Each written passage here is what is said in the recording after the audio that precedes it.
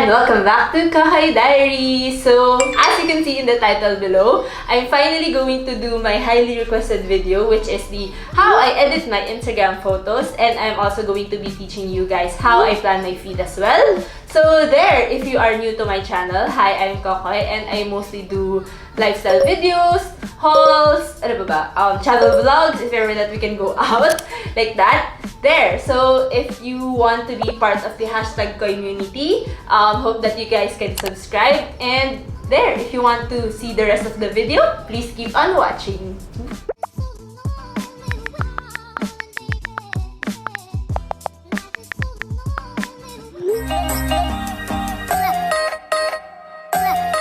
Okay, so for this video, this is going to be how I edit my Instagram photos.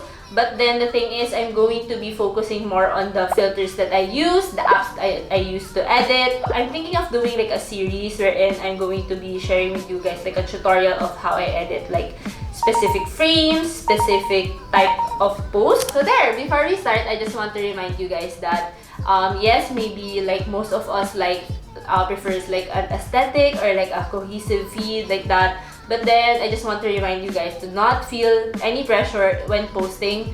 As long as you like what you like, as long as you like what you're posting, you're confident about the photos that you want to post, and you're not hurting anyone, just feel free to post it. So yeah, I just want to remind you guys that. Okay, so since this is how I edit my Instagram photos, so let's check my feed first. So if you can look through my feed, you can notice that my feed would be somehow, I think wala naman siyang specific theme, but then you can notice that it's very vibrant, bright, pastel-y, I guess. And then you can notice that there's not much night photos or like dark photos. Color-wise, honestly, iba talagang colors. Like there's blue, there's green, there's red, there's pink. Honestly, sobrang halo-halo na niya.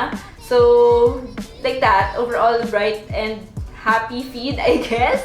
So, as I mentioned a while ago, your feed must be a representation of you. So, I guess with me, I'm just a very happy-go-lucky type of person. So, that reflects my feed. So, there.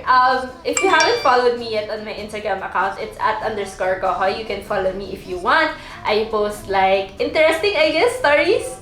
I'm mostly active on Instagram stories and less likely sa feed mismo.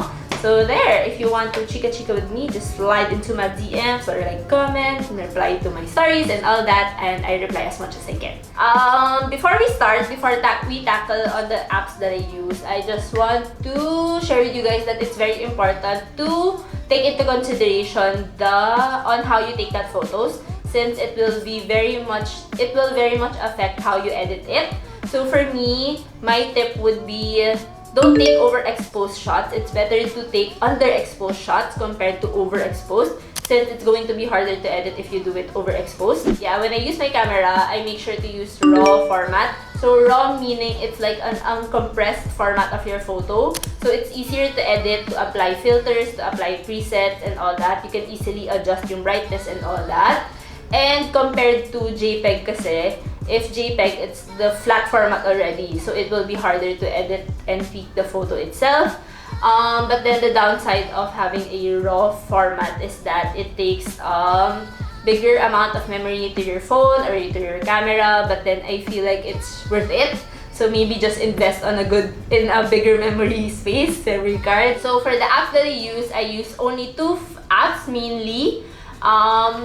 For the first one, this is the Adobe Lightroom, and for the second one, it's going to be May 2. I'm going to be sharing the pros and cons of each app naman, so I'll be tackling each app separately later. Okay, so let's hop on to, I have my Kodi ko kasi here, so I'm looking sometimes sa baba. So for the first one, Adobe Lightroom. So Adobe Lightroom is kind of the harder version of editing, I guess. Since this is more techy, I feel like.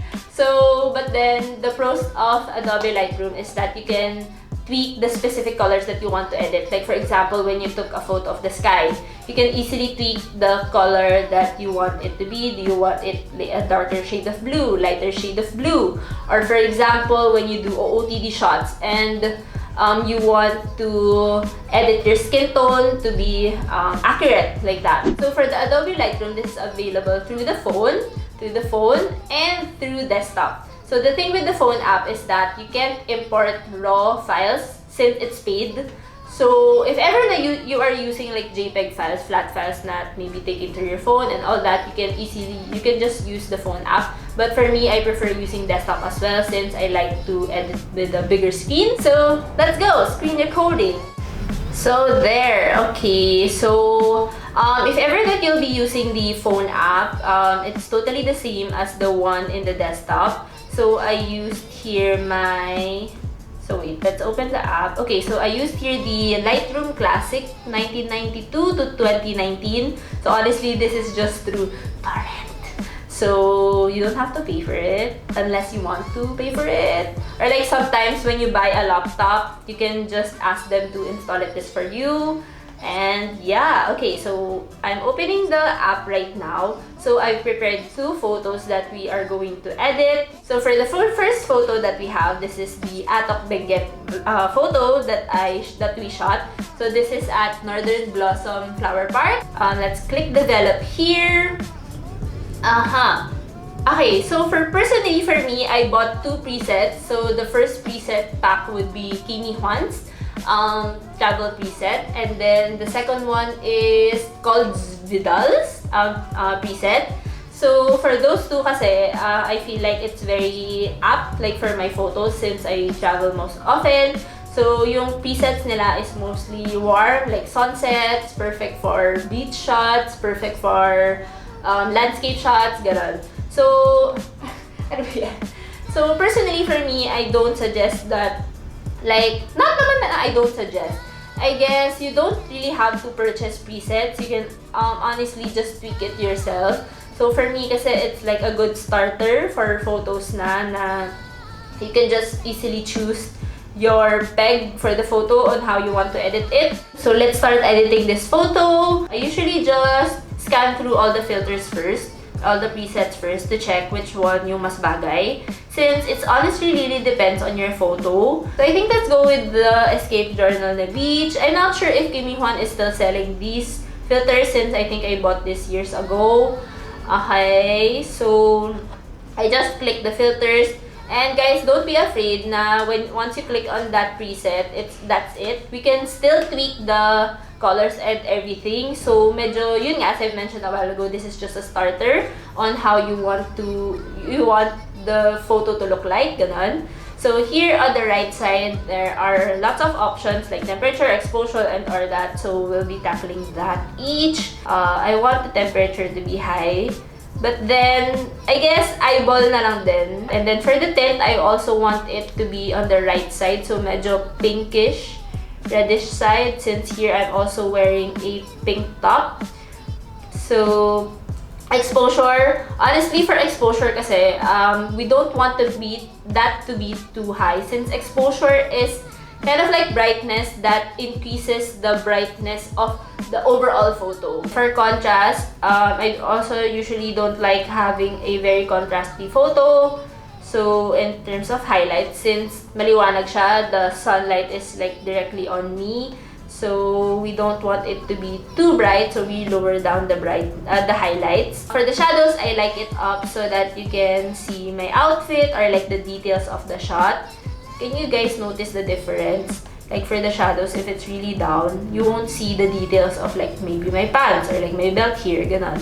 So I guess with OOTD shots then, you have to take that into consideration na you don't want the parts to be dark.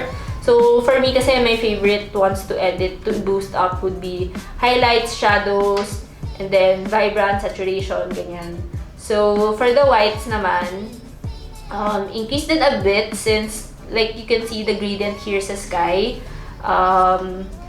May white part siya, and then as well for the black parts, yan, increase lang natin siya. So vibrance, I usually put 5 and saturation 5. I don't want it to be overly saturated but at the same time pop of color. So here for the highlights, we want to increase that to boost the sky as well as the lights. So actually favorite part ko din tong highlights, lights, dark shadows. So here, next one we are tackling to colors. These ones kasi are the basic colors, so you won't be able to tap very, very specific colors talaga.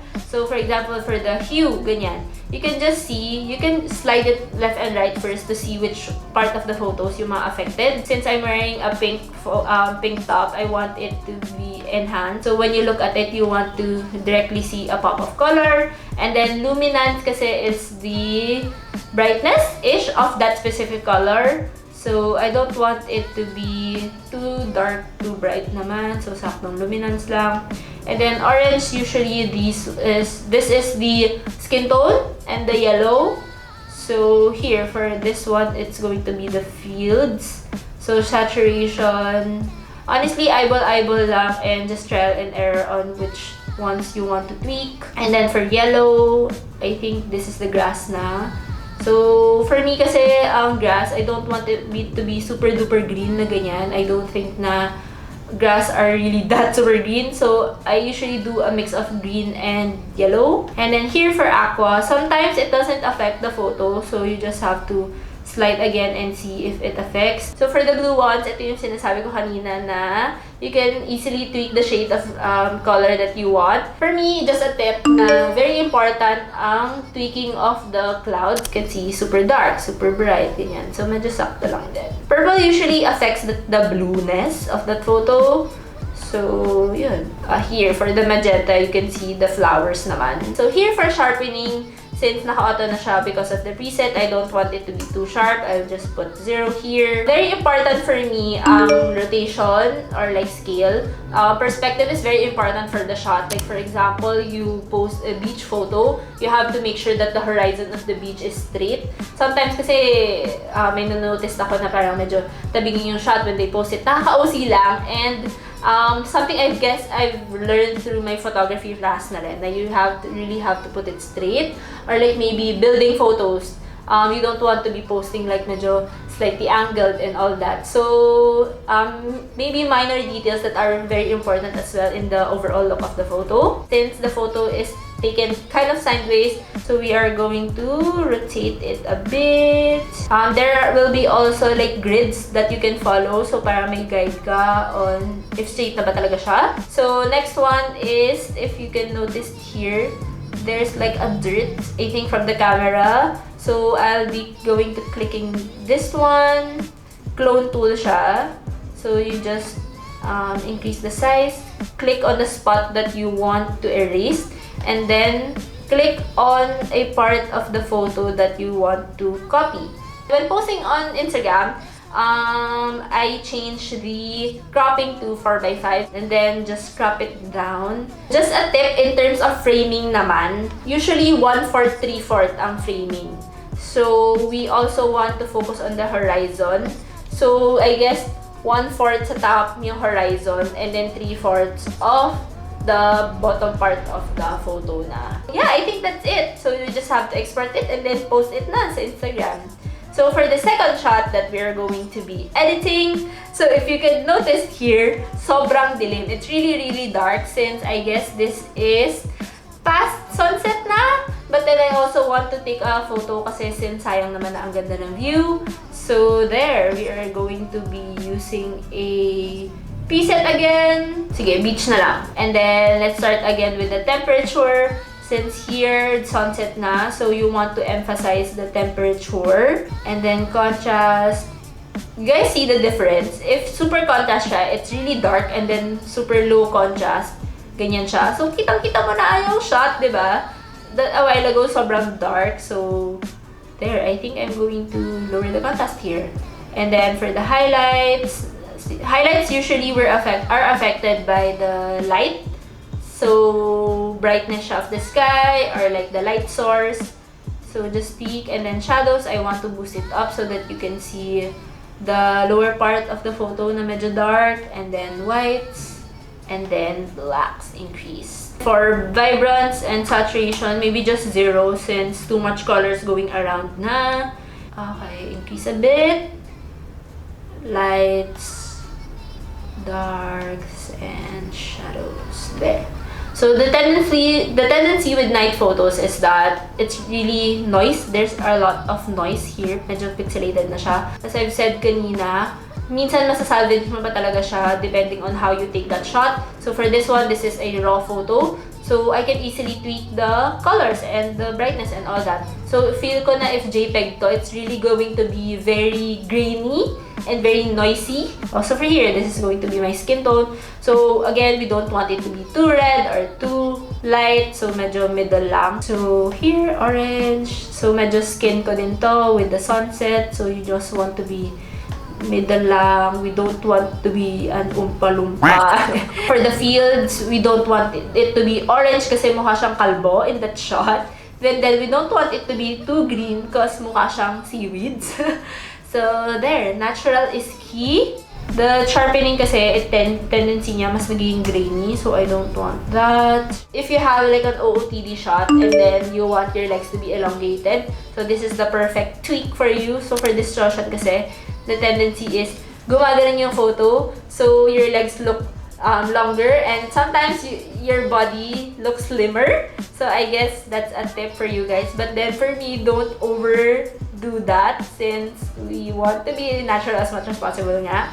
So I guess medyo 9 lang, 10, ganyan.